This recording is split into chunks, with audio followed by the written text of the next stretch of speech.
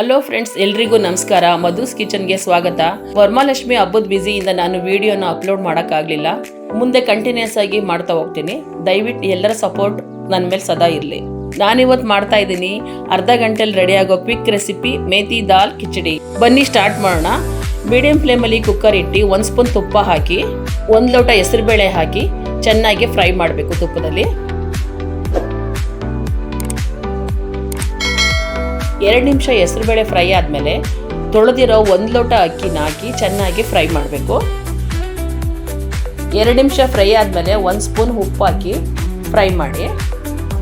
ಇಲ್ಲಿ ನಾನು 1 ಲೋಟ ಅಕ್ಕಿ 1 ಲೋಟ ಹೆಸರುಬೇಳೆ ತಗೊಂಡ್ರಿಂದ 3 ಪಟ್ಟು ನೀರು ಹಾಕಬೇಕು, ಅಂದರೆ 6 ಲೋಟ ನೀರು ಹಾಕಬೇಕು. 1 ಸ್ಪೂನ್ ಅರಿಶಿನ ಹಾಕಿ ಚೆನ್ನಾಗಿ ಮಿಕ್ಸ್ ಮಾಡಿ ಕುಕ್ಕರ್ ಮುಚ್ಚಳ ಕ್ಲೋಸ್ ಮಾಡಿ 3 ವಿಷಲ್ ಕೂಗಿಸ್ಬೇಕು. ಹಾಗೆ ಇನ್ನೊಂದು ಸೈಡ್ ಬಾಣಲಿ ಇಟ್ಟು 1 ಸ್ಪೂನ್ ತುಪ್ಪ 1 ಸ್ಪೂನ್ ಎಣ್ಣೆ ಹಾಕಿ ಸ್ವಲ್ಪ ಸಾಸಿವೆ ಹಾಕಿ, ಸಾಸಿವೆ ಸಿಡಿದ್ಮೇಲೆ ಸ್ವಲ್ಪ ಜೀರಿಗೆ ಹಾಕಿ 2-3 ಮೆಣಸಿನ್ಕಾಯಿ ಸ್ವಲ್ಪ ಕರ್ಬೇವಿನ ಸೊಪ್ಪು ಹಾಕಿ ಮಿಕ್ಸ್ ಮಾಡಬೇಕು. ನಂತರ ಶುಂಠಿ ಬೆಳ್ಳುಳ್ಳಿ ಪೇಸ್ಟ್ ಹಾಕಬೇಕು. ನಾನಿಲ್ಲಿ ಶುಂಠಿ ಬೆಳ್ಳುಳ್ಳಿನ ಜಜ್ಜಿಬಿಟ್ಟು ಹಾಕ್ತಾ ಇದ್ದೀನಿ. ಎಲ್ಲ ಫ್ರೈ ಆದಮೇಲೆ ಸ್ವಲ್ಪ ಹಿಂಗೆ ಹಾಕ್ಬಿಟ್ಟು ಚೆನ್ನಾಗಿ ಫ್ರೈ ಮಾಡ್ಕೋಬೇಕು. ನಂತರ ಸಣ್ಣಕ್ಕೆ ಕಟ್ ಮಾಡಿದ 2 ಈರುಳ್ಳಿ ಹಾಕಿ ಚೆನ್ನಾಗಿ ಮಿಕ್ಸ್ ಮಾಡಬೇಕು. ಈರುಳ್ಳಿ ಫ್ರೈ ಆಗಬೇಕಾದ್ರೆ ಸ್ವಲ್ಪ ಉಪ್ಪು ಹಾಕಬೇಕು. ಸ್ವಲ್ಪ ಉಪ್ಪು ಹಾಕಿದ್ರೆ ಈರುಳ್ಳಿ ಬೇಗ ಬೇಯುತ್ತೆ. ಈರುಳ್ಳಿ ಗೋಲ್ಡನ್ ಬ್ರೌನ್ ಕಲರ್ ಬಂದಮೇಲೆ ಸಣ್ಣಕ್ಕೆ ಕಟ್ ಮಾಡಿದ 2 ಟೊಮೊಟೊ ಹಾಕಿ ಫ್ರೈ ಮಾಡಬೇಕು. ಟೊಮೊಟೊ ಬೆಂದಾದ್ಮೇಲೆ 1 ಕಟ್ ಮೆಂತ್ಯ ಸೊಪ್ಪನ್ನ ಸಣ್ಣಕ್ಕೆ ಕಟ್ ಮಾಡಿ ಹಾಕಬೇಕು. ಮುಚ್ಚಳ ಮುಚ್ಚಿಬಿಟ್ಟು ಚೆನ್ನಾಗಿ ಬೇಯೋದಕ್ಕೆ ಬಿಡಬೇಕು.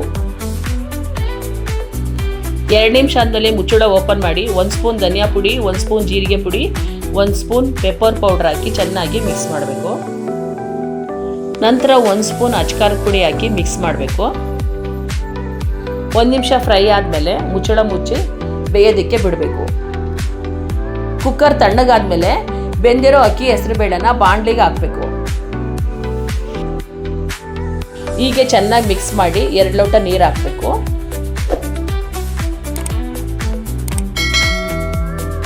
ಕೊನೆಯಲ್ಲಿ ಸ್ವಲ್ಪ ಕೊತ್ತಂಬರಿ ಸೊಪ್ಪು ಹಾಕಿ ಒಂದು 5 ನಿಮಿಷ ಕುದಿಯೋದಕ್ಕೆ ಬಿಡಬೇಕು. ಈಗ ರೆಡಿ ಆಯಿತು ಮೇಥಿ ದಾಲ್ ಕಿಚಡಿ. ಇದರಲ್ಲಿ ಹೆಸರುಬೇಳೆ ಹಾಕಿರೋದ್ರಿಂದ ಪ್ರೋಟೀನ್ ರಿಚ್ ಆಗಿರುತ್ತೆ, ಮತ್ತು ಮೆಂತ್ಯ ಸೊಪ್ಪನ್ನು ಹಾಕಿರೋದ್ರಿಂದ ಬಾಡಿನೂ ಕೂಲ್ ಆಗಿರುತ್ತೆ. ಮೇಲೊಂದು ಸ್ವಲ್ಪ ತುಪ್ಪ ಹಾಕಿ ಬಿಸಿ ಬಿಸಿಯಾದಾಗಲೇ ತಿಂದರೆ ತುಂಬ ಚೆನ್ನಾಗಿರುತ್ತೆ.